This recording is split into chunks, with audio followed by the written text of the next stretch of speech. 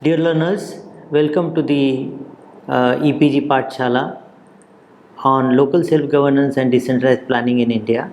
I am Dr. Chandrakant Puri, Chair Professor Rajiv Gandhi Center for Contemporary Studies, University of Mumbai, and also the Chairperson Board of Studies in Rural Development.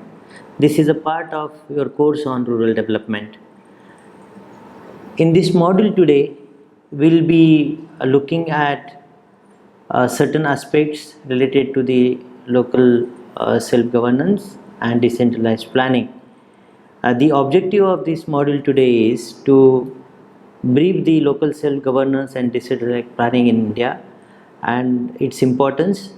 We will also critically review the implementation of the said at the grassroots level. And the third objective is to suggest measures for effective implementation of local self-governance and decentralized planning. You will find that though Panchayati Raj is a unique gift of the India to the world, because we have systematized the local self-governance, and several studies have been done and people have appreciated our experiment in terms of local self-governance. What we really need to do is that we have to actually look at it as to what we have achieved, because we have recently completed 22 years of 73rd amendment coming into force. So what we will be doing is, in this lesson, we will look at the overview, the kind of achievements that we have done. Also, we will critically look at what has been the flaws in implementation at a grassroots level, and then we will also end with the some kind of suggestions as to how to improve this system in terms of the development of the capacities and other aspects, so that the system becomes more pro people. We will find that there are a lot of speculations also and debates about this aspect. We have several people criticizing the local self-governance experience itself, saying that it has not been very popular in terms of its implementation.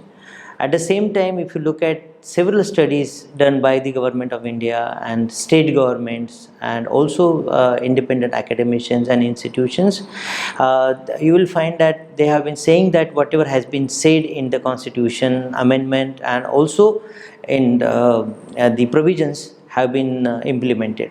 Of course, there are certain gray areas also. So we will look at it from a very independent perspective as to what we have achieved. We also will be looking at the Panchayati Raj, because we are talking about 3 million people getting included into the system. We are also talking about huge number of women getting elected and ruling the local bodies. Similarly, we also have the marginalized communities like scheduled caste and scheduled tribe, who have come into the system in a large number. They have taken part in the elections, and this number of participation in election process itself has considerably increased over the last 2 decades. At the same time, not only as but the person participating in election in terms of casting vote, but also in terms of being a part and parcel of this entire administration, being head of the Panchayati Raj institutions. These SC/ST members have done wonderful work. So we will also will have to look at this as a very positive change in terms of Panchayati Raj. Third and very important aspect is the sizable presence of underprivileged people. As I have said, it also includes women, it also includes poor people, it also includes the, as I said, the representation of the scheduled caste and scheduled tribe people at the grassroots political institutions, which itself is a very important aspect of development, and it has changed the entire rural politics in terms of their representation, and not only their representation, but also I think it has in a way carved the agenda for the marginalized people. I think that has been a very significant contribution of the Panchayati Raj and its provisions. So this is how the Panchayati Raj has helped us bring people on forefront. the entry of these people itself have ensured their inclusion. We are talking about now the social inclusion, and we have several studies wherein we are finding that people in large number are still excluded from the political process. They have been excluded from the developmental process. But if you look at the Panchayati Raj from this particular perspective, you will find that they have entered in large numbers, and their entry is not only related to inclusion in the electoral process, but also, as I said, in terms of being part and parcel of the decision making. And I think that makes a very important contribution into the Panchayati Raj system. And in a way, I feel that these Panchayat Raj systems also have reformed itself. They have taken place with vigor and zeal. And if you look at the experiences of the southern states like Kerala, western states like Rajasthan and Maharashtra, you will find that they have relatively done a wonderful work in terms of all these aspects that we have talked about in the first and the second half module. You will also find that the institutions have become socially vibrant, and as a result you will find that they are active civil societies. Experiences of the Gram Sabhas which are taking place at the grassroots level, the kind of agenda is decided by the people, and what should be discussed and what should not be discussed at the grassroots level. Everything has changed. Earlier, because of the dominance of the elite people, only the agenda of elite people used to get center stage. But it's only because of these provisions that people at the grassroots level, people on the periphery, people on the outside villages, they have come into the forefront, and they have said that we need to have certain things which is included as agenda. In fact, there are provisions wherein you have to have compulsory Gram Sabha meetings for the women, and as a result, women's issues have come on forefront, and they are deciding now what kind of development they want. Similarly, they has to have special Gram Sabhas for the Dalits and the tribal communities. Also, we have to include children now, and as a result, I find that their agenda of development also has come on the forefront. As a result, in its true sense, you can find that the Gram Sabhas or the Gram Panchayats have become inclusive in terms of development. So that is also a very significant development and contribution of the Panchayat Raj system. But at the same time, on the contrary, if you look at this, you will find that northern states have not very well done. I mean, if you look at the the rating of the states, recent study of mine which talks about how the states have performed on terms of various parameters, you will find that the northern states have not very well done, because there are a lot of issues, and I think these states would have performed well because they have issues like poverty, there are issues of inequality, and also if you look at the governance is at the lower level, and that's the reason I feel that this should have they should have used Panchayati Raj as a weapon or a tool for their development, but because of several reasons, I think they could not perform well, and you will find that the Panchayati Raj system itself has become weak.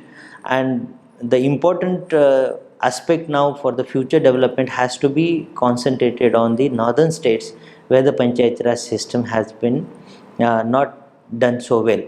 And we need to strengthen anyway, because if you strengthen the Panchayati Raj system at the grassroots level, I think the democracy can be mature.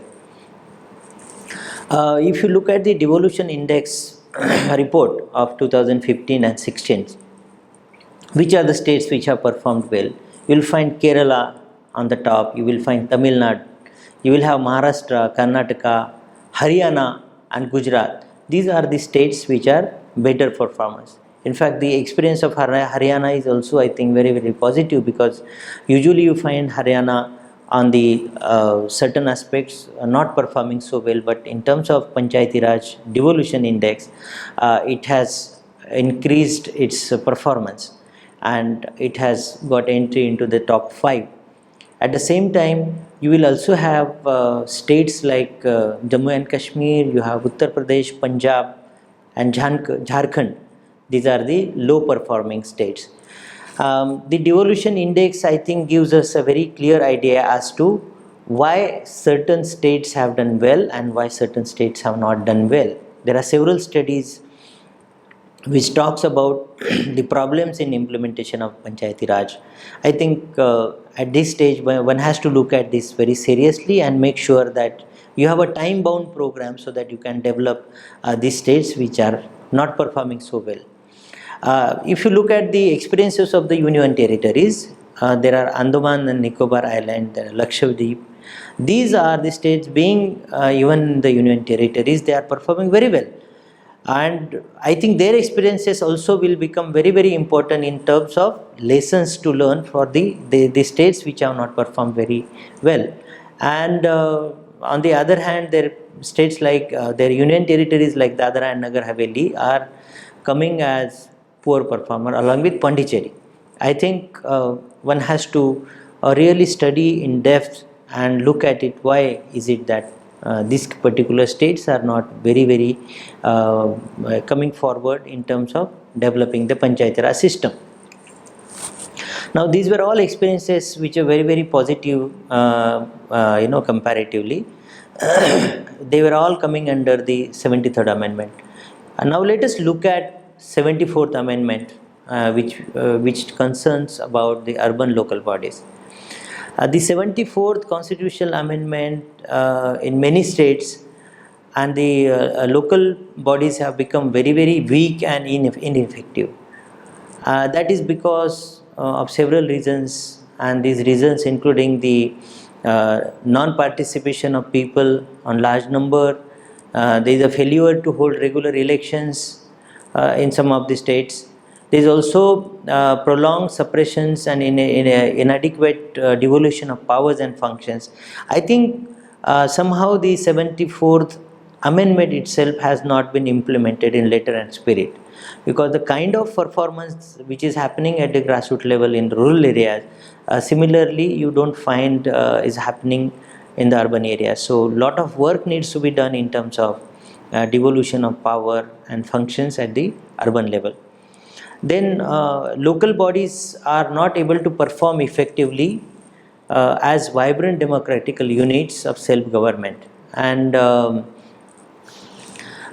there are provisions related to urban local bodies which needs to be incorporated in the constitution. I think one has to look at it, the systematic provisions to be made, and make sure that they are made compulsory, so that the implementation can also happen. I think a lot of work needs to be done in terms of local urban bodies.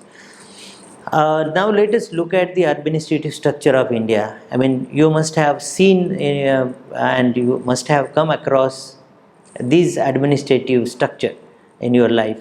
First, you will find that you have a center government at the top, which talks about responsibilities in various aspects. Then you have we have a federal system, so we have the state governments. From the center, it is the state government, and then from state governments we are coming directly to the divisional level, and then from there to the district level.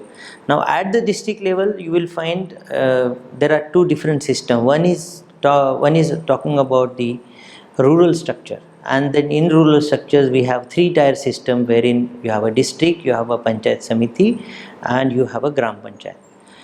In the urban setup, you will find that there are municipal corporations, then you have municipal councils.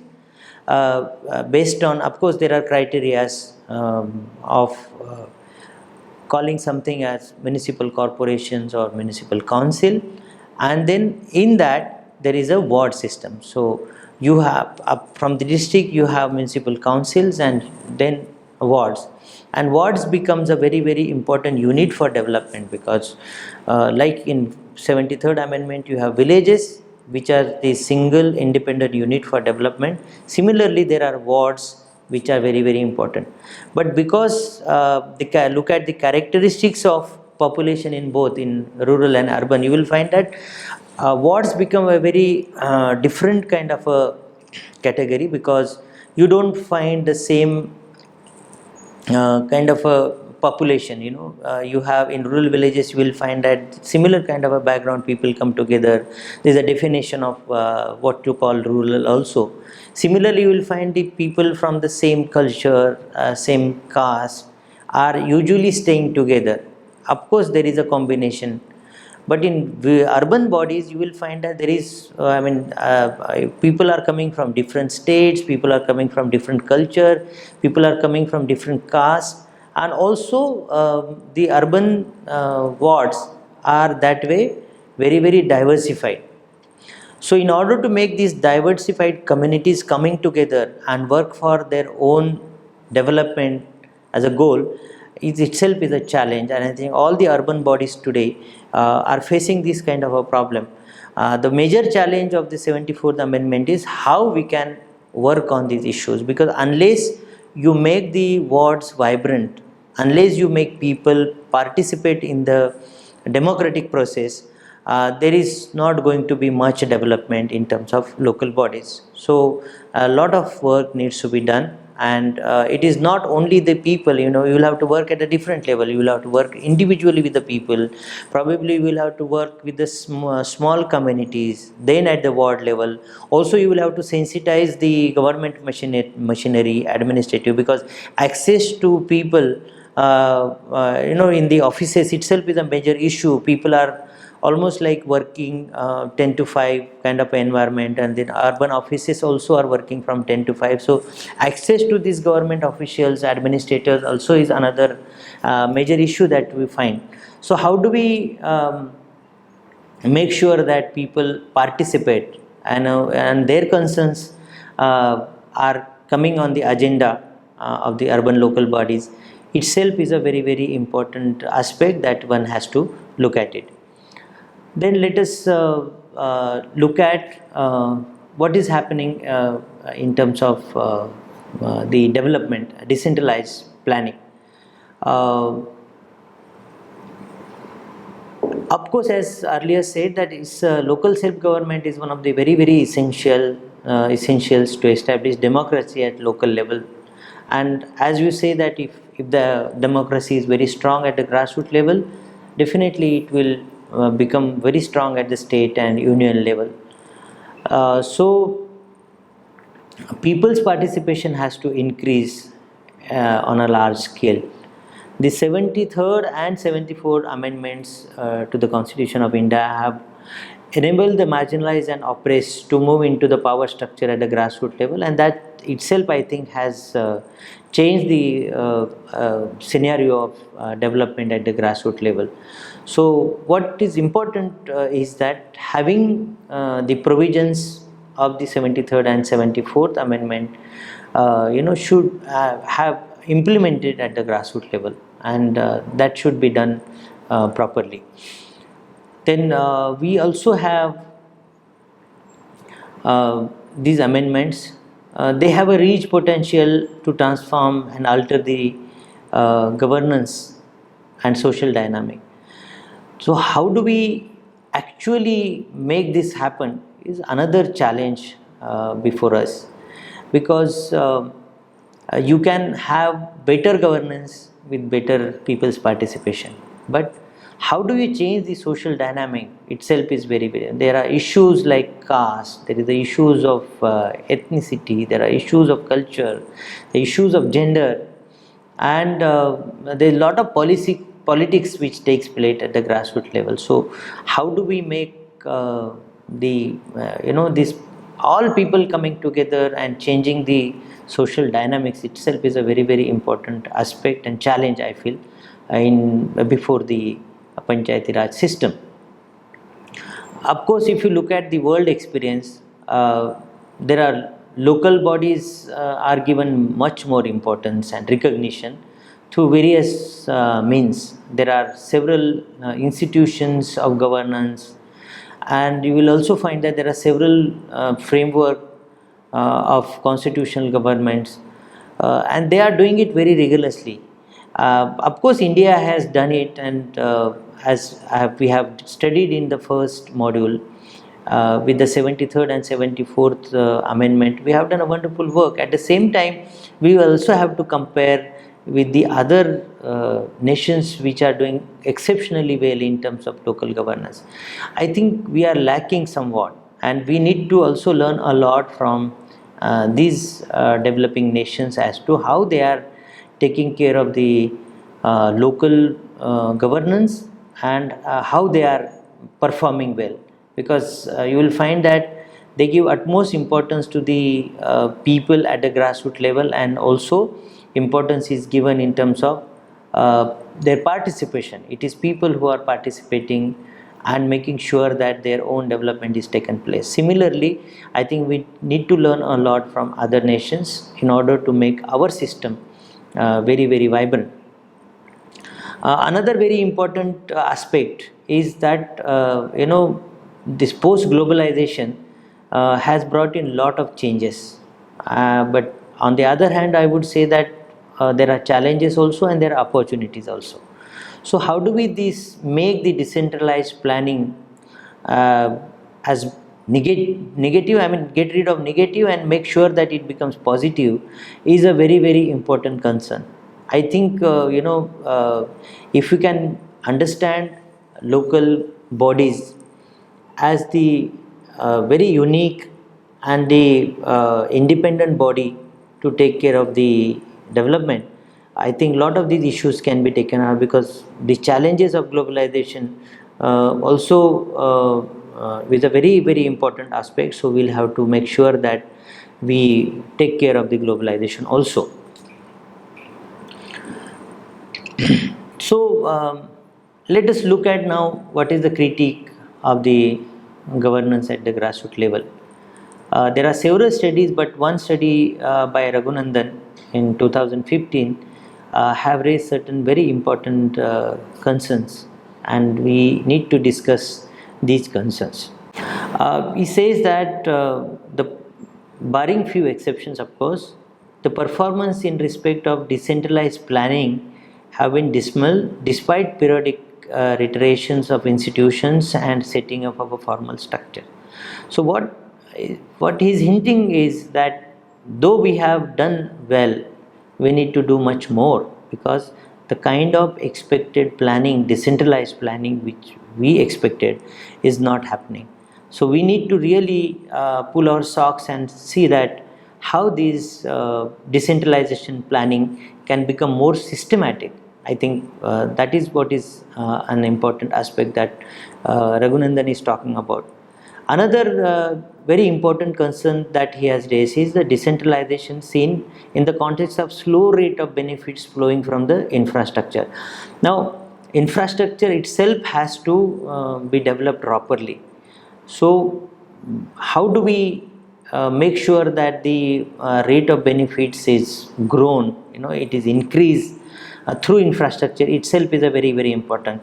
All the local self-governance structure at a grassroots level needs a lot of help in terms of funds. I mean, though there is a structure which gives you funds, and we have seen in the last lesson what are the sources of funding. But I think we need to build better infrastructure. We need to have a lot of benefits going to the grassroots level, and that is where I think another major challenge raised. So we have to work on it. Then also we'll have to look at other issues like insufficient percolation of benefits to the poor and the socially disadvantaged sections. I mean, though I have said earlier that we have been doing very well in this, but still lot needs to be done. And there are several developmental programs which are meant for focusing on the disadvantaged sections, but when it comes to implementation of these programs, there is a problem.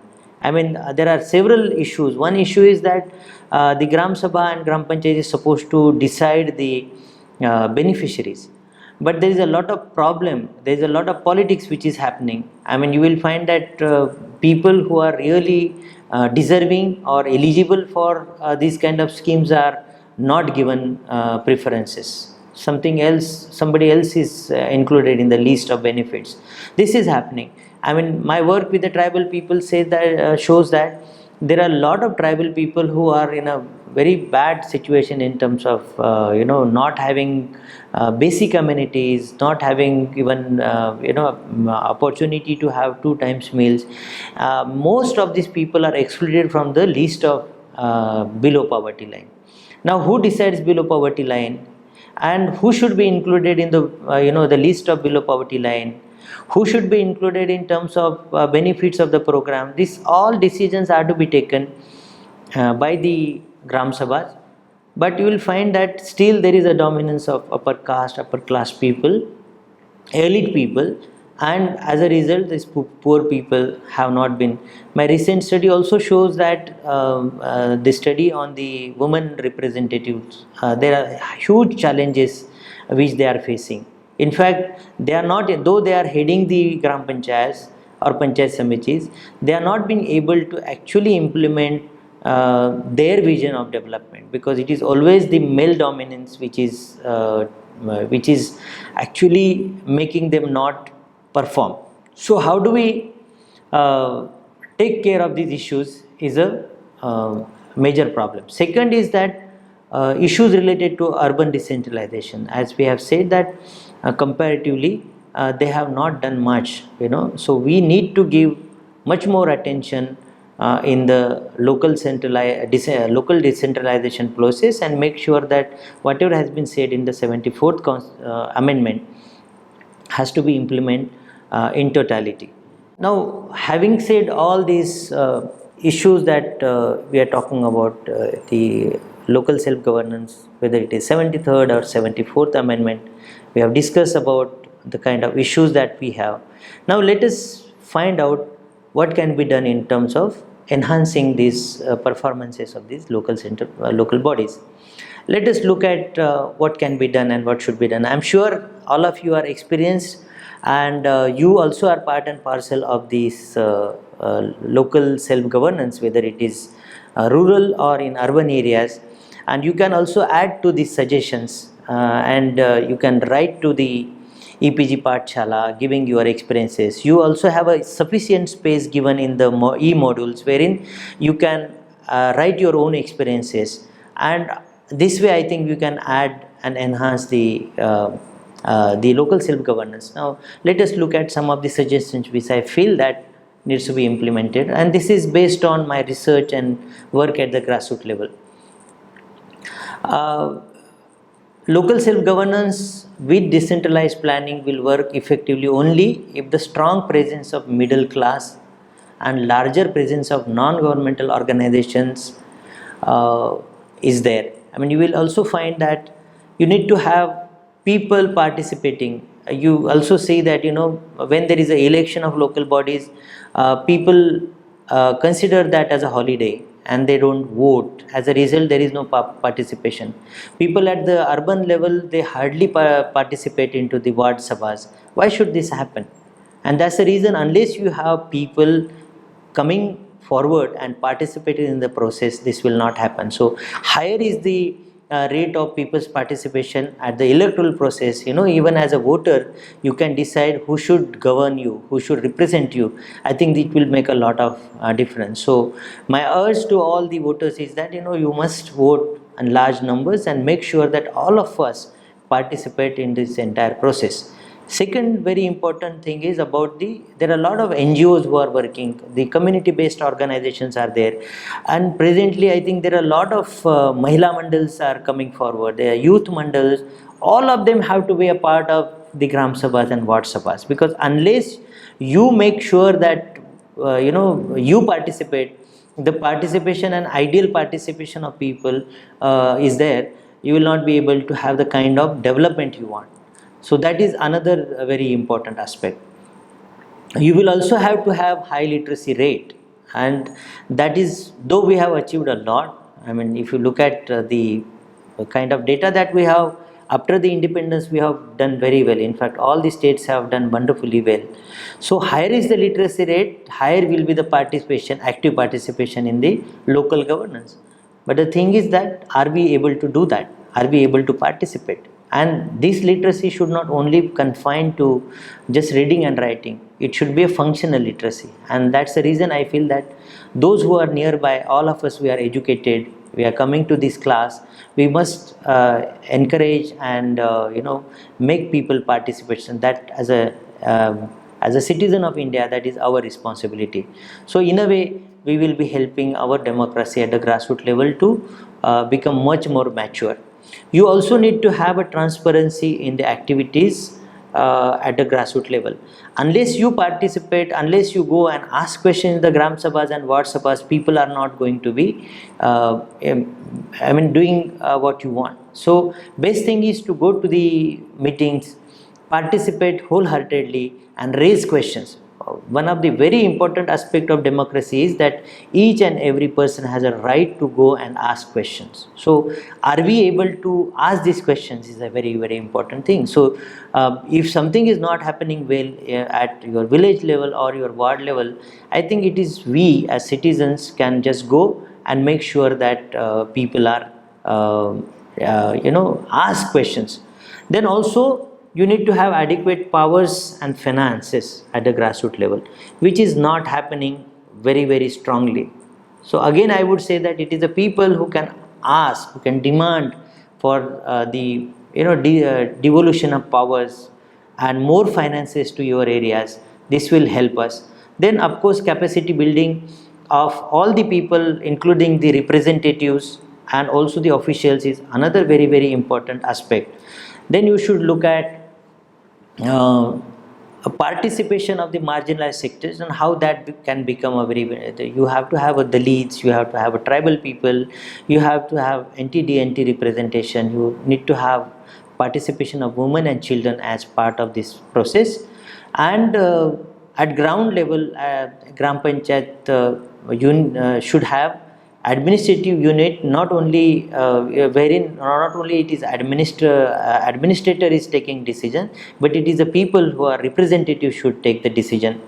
And women should be given much more importance, because it is said and it is proved at the world level that women can do better governance at the at the grassroots level. And you need to have a lot of technology, information technology, communication technology being used at the grassroots level. And all these aspects, if you take into consideration, I think these local self-governance at the grassroots level can become a reality. There are several aspects, like you need to have issues like Sarpanch Pati taking center stage. Let women decide, let them participate, because they are the representatives of people, elected representative. We must respect that. Secondly, also there is a dominance of the government officials when it comes to planning and execution. I think that what we call in Maharashtra Gram Sevak Raj also has to go. So these are some of the challenges. If you can, with a very strong people's participation, we will be able to do well. And that is how I think that will be the key to the pro people, people-centric local government that we are talking about. I think with this, if you can make sure that you become part of the local governance at the grassroots level, that itself will change our local democracy. There are several books which have been given. There are two books written by me recently. One talks about the women's issues, what women are facing as a problem and what are the strategies that women face. I think this will be a very good lesson for other people to look at, and also to implement some of the strategies that the women in Maharashtra have been doing. There is also a book by Mr. Raghunandan. There are several, Mr. Palnithurai has been doing a lot of work. My recent book on the 2 decades of Panchayati Raj also has a review of what has been done and what has not been done and what needs to be done. I think all these resources are available in terms of books. Of course, as mentioned earlier also, there are several references available and e-content available at the on the web pages. We have provided the e-content. Please refer to that. There are some questions given at the end of it, self questions. Please solve all those problems. There is also a space wherein you can express yourself in terms of suggestion. Please do use that. And also there are good case studies which we will be supplying to you. Make use of it, and also go to the YouTube, because there are good experiments done, like I have mentioned about PESA in Mendaleka in Gadchiroli district. All these resources are available which will enhance your learning, and I am sure that with all these resources available, you will be deepen your knowledge about the local self-governance. Wish you all the best.